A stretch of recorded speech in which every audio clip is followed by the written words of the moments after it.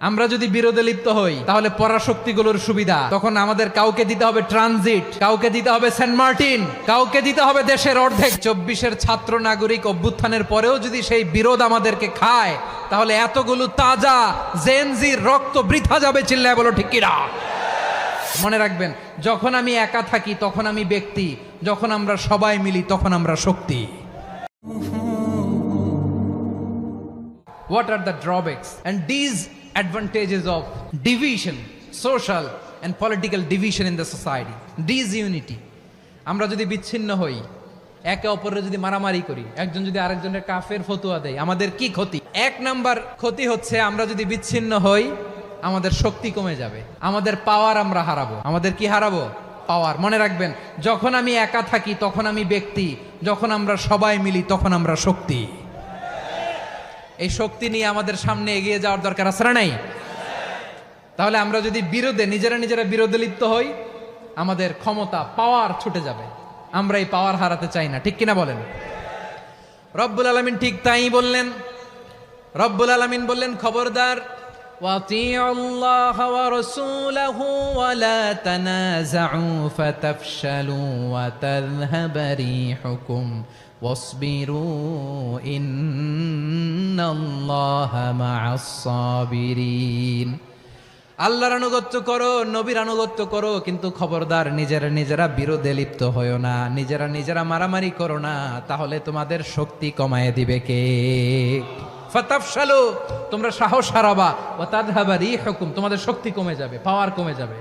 তাহলে আমরা যদি নিজেরা মারামারি করি, আমরা নিজেরা যদি বিচ্ছিন্নতায় লিপ্ত হই, আমরা যদি মতানৈক্য করি, তাহলে আমাদের শক্তি কমে যাবে, ঠিক কিনা? আমরা শক্তি কমাবো।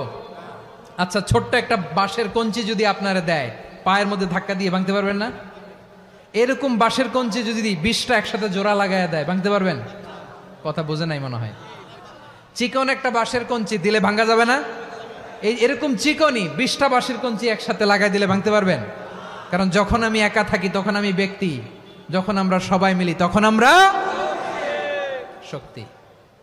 আমরা যেন শক্তি না হারাই। আমরা বিরোধে লিপ্ত হলে আমাদের শক্তি কমে যাবে। এই হচ্ছে 1 নম্বর ডিসঅ্যাডভান্টেজ।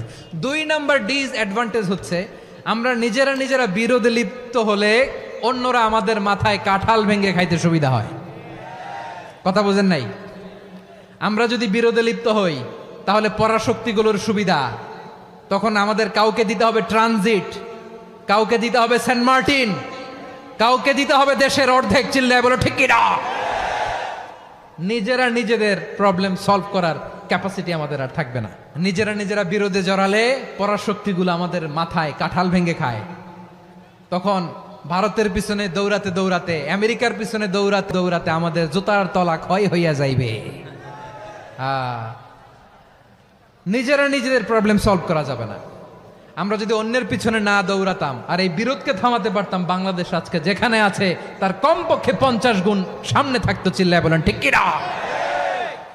তাহলে 1 নম্বর ক্ষতি হচ্ছে আমাদের পাওয়ার লেস হয়ে যায়, আমরা দুর্বল হই যদি আমরা বিরোধ করি। 2 নম্বর হচ্ছে পরাশক্তিগুলোর সুবিধা নেয়। 3 নম্বর হচ্ছে আমাদের উন্নয়ন, দেশের উন্নতি, অগ্রগতি, এটা স্থবির হয়ে যায়, এটা বাধাগ্রস্ত হয়। প্রিয় ভাইয়েরা, ইউনিটি, ঐক্য হচ্ছে একটা দেশের উন্নয়নের মূল ভিত্তি।